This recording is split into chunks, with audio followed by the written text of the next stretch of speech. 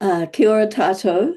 My name is Cindy Farquhar. I'm a professor of obstetrics and gynecology at the University of Auckland, and I have written a book with my colleague, Michaela Salway.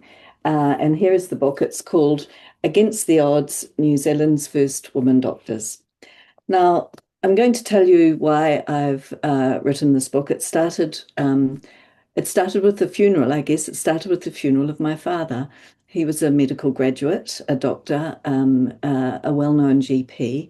And when he died, he had a whole page of the Waikato Times about his life and career. And a few months later, the New Zealand Medical Journal wrote to me and said, would I write an obituary? Which I did. And it was 300 words, and it was published, and that was fine.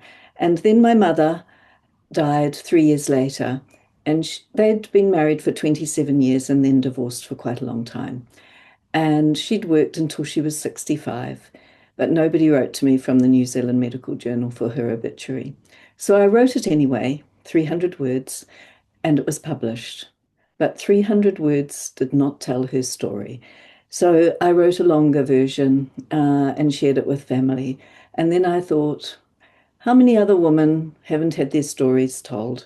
And how could we deal with this? So I came up with this idea of a project of collecting women's doctors from New Zealand, the New Zealand medical woman from Otago University. That's the only medical school up until 1967, and collecting as many biographies as possible.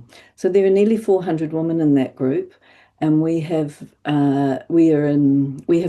published 144 of them, and we have many more in progress. They are available on a website, but we also were concerned about the longevity of websites. Our website sits at the University of Auckland, as I'm employed at the University of Auckland, but it will have to be archived one day. And so a book, in fact, probably has more permanence as they are stored in the National Library. So we have decided to write a book, and we've timed it with the 150th anniversary of the Otago Medical School. This book covers the stories of many of the women, not all of them. It has 7 chapters. It ranges from the pioneering woman through the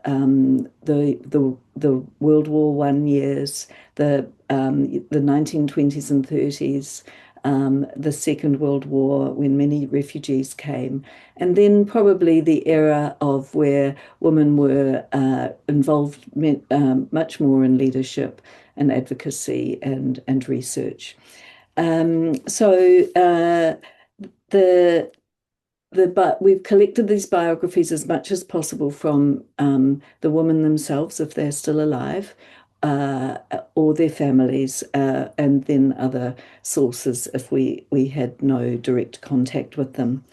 I'm just going to finish now because there's too much to say, except to go and have a look at the book, and or perhaps look at the website. I'd just like to finish up and say that the stories in here, they describe a time of really quite serious discrimination and sexism against women in the workplace and in universities even. But at the same time, it also describes resilience, perseverance, achievements, and advocacy. So thank you very much for listening, and I hope you enjoy the work that we've done. Thank you.